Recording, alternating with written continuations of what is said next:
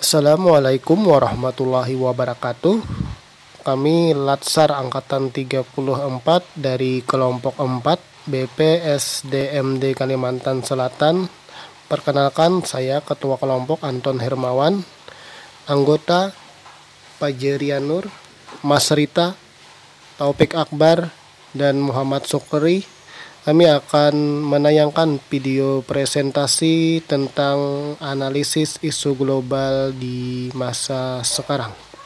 Selamat menonton.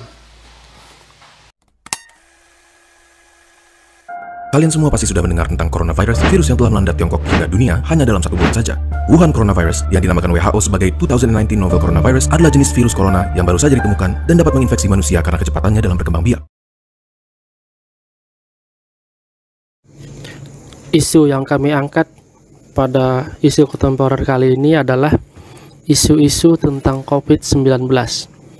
Pertama, berita hoax mengenai COVID-19. Kedua, dampak ekonomi. Dan ketiga, kurangnya kesadaran masyarakat menerapkan protokol kesehatan. Pra-analisis dengan metode pentahelix. Yang pertama, mengenai berita hoax tentang bahaya vaksin COVID-19. Dari pemerintah, masih minimnya pengawasan pemerintah di media sosial atau internet tentang isu hoax vaksin COVID-19. Dari kalangan akademik, kurangnya edukasi dari para akademisi atau cendekiawan kepada masyarakat terkait vaksin COVID-19. Dari kalangan bisnis, banyak oknum di dunia bisnis yang memanfaatkan keadaan COVID-19 ini. Dari kalangan masyarakat termakan isu negatif tentang vaksin COVID-19. Pra-analisis dengan metode pentahelix yang kedua, yaitu dampak ekonomi. Dari pemerintah, bantuan pemerintah kepada masyarakat untuk memulihkan keadaan ekonomi masih sangat jauh dari harapan. Dari kalangan akademisi, para akademisi lebih sibuk mengkritisi kebijakan pemerintah tanpa banyak membantu memberikan solusi untuk pemulihan ekonomi. Dari kalangan bisnis, adanya PSBB dan PPKM membuat daya beli masyarakat sangat rendah, sehingga dunia bisnis mengalami penurunan yang sangat signifikan. Di masyarakat, komunitas pasar dan mal sangat mengkhawatirkan dengan banyaknya pedagang yang gulung tikar. Pra-analisis dengan metode pentahelix yang ketiga, yaitu mengenai pandemi COVID-19.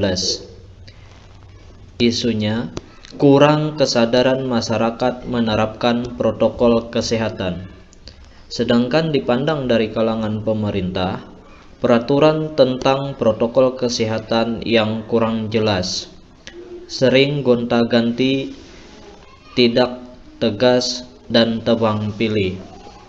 Kemudian dari kalangan akademik, maraknya perbedaan pendapat di kalangan akademisi mengenai sikap ketika menghadapi pandemi. Kemudian dari kalangan pusinis berpendapat tidak sedikit oknum yang memanfaatkan pandemik ini untuk mengambil keuntungan, seperti menimbun alat protokol kesehatan.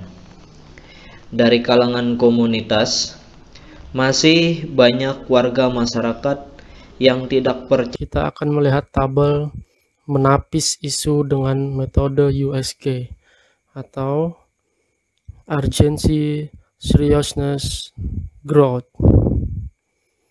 Di sini kita lihat ada 3 isu yang kita masukkan, dan untuk kriterianya itu ada 5, dari angka 1 sampai angka 5 dengan kriteria 1 berarti sangat tidak mendesak, 2 tidak mendesak, 3 cukup mendesak, 4 mendesak, dan 5 sangat mendesak. Kita lihat isu nomor 1, berita hoax. Mengenai berita hoax vaksin COVID-19, urgensinya 5, seriousness-nya 4, growth-nya 4, total nilai 13. Isu nomor 2, dampak ekonomi. Urgensinya 4, seriousness-nya 4, growth-nya 3, total nilai 11. Kemudian yang nomor 3, kurangnya kesadaran mengenai penerapan protokol kesehatan. Urgensi 4, seriousness 5, growth 3, total nilai 12. Metode Fishbone atau Fishbone diagram adalah salah satu metode untuk menganalisis penyebab dari sebuah masalah atau kondisi. Sering juga diagram ini disebut dengan diagram tulang ikan atau diagram sebab akibat. Kita lihat metode yang pertama itu sosialisasi penerapan prokes di masyarakat masih sangat minim, terutama untuk kalangan masyarakat pedesaan. Kemudian untuk media, masyarakat banyak yang percaya berita-berita hoax di media sosial tentang anjuran makanan-makanan yang bagus untuk antibodi, sehingga merasa baik-baik saja tanpa harus menerapkan prokes kesehatan. Kemudian untuk manusianya, masyarakat percaya dengan berita bohong yang menyatakan bahwa vaksin itu berbahaya dan dapat menimbulkan efek kematian. Untuk sarana sendiri, puskesmas maupun sarana kesehatan lainnya yang disediakan pemerintah untuk mengadakan vaksinasi menjadi tidak diminati masyarakat. Mendalami dan menganalisis isu dengan SWOT, huruf S atau strength, kekuatan, pemerintah terus membuat kebijakan-kebijakan baru untuk dapat menekan angka penularan COVID-19. Yang kedua, TNI dan Polri siap menjalankan kebijakan terkait sosialisasi protokol kesehatan. Yang ketiga, pemerintah dan masyarakat harus bersinergi untuk saling membahu agar pandemi ini segera bisa teratasi.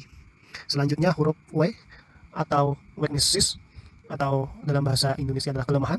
Lemahnya pengawasan pemerintah baik itu mengenai isu hoax yang beredar maupun terhadap penerapan protokol kesehatan. Yang kedua, aturan yang tumpang tindih dan adanya tebang pilih terhadap penegakan pelanggar protokol kesehatan. Yang ketiga, O atau opportunities, yang disebut juga dengan peluang.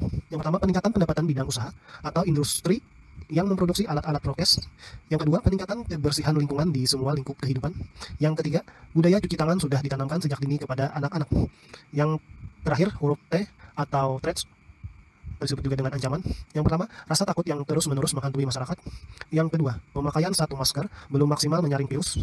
Yang ketiga, harga obat dan vitamin melonjak tinggi. Yang keempat, adanya oknum yang tidak bertanggung jawab yang memanfaatkan keadaan. Tabel rekomendasi alternatif penyelesaian isu. Isu adanya informasi negatif mengenai bahaya vaksin. Penyebab masyarakat lebih percaya berita hoax yang beredar bahwa vaksin itu berbahaya dan mematikan. Yang pertama, alternatif penyelesaian mengadakan sosialisasi kepada masyarakat bahwa vaksin itu aman dan halal. Tahapan setiap alternatif: penyebaran informasi secara merata mengenai pentingnya vaksin dari masyarakat perkotaan hingga ke pedesaan. Melibatkan seluruh pemerintah desa seperti kepala desa, aparat desa, BPD, dan RT atau RW. Hasil yang diharapkan meningkatnya kesadaran dan minat masyarakat untuk ikut vaksin COVID-19. Para pihak, masyarakat, pemerintah. Alternatif penyelesaian yang kedua, memberikan sanksi yang tegas kepada pihak-pihak yang menyebarkan informasi hoax mengenai vaksin. Tahapan setiap alternatif membuat peraturan tentang sanksi-sanksi bagi penyebar berita hoax. Mengadakan pengawasan baik di media sosial maupun di media elektronik terhadap berita-berita yang beredar. Hasil yang diharapkan, kesadaran masyarakat untuk lebih cerdas dan teliti dalam menanggapi setiap informasi yang diterima. Para pihak, masyarakat, pemerintah.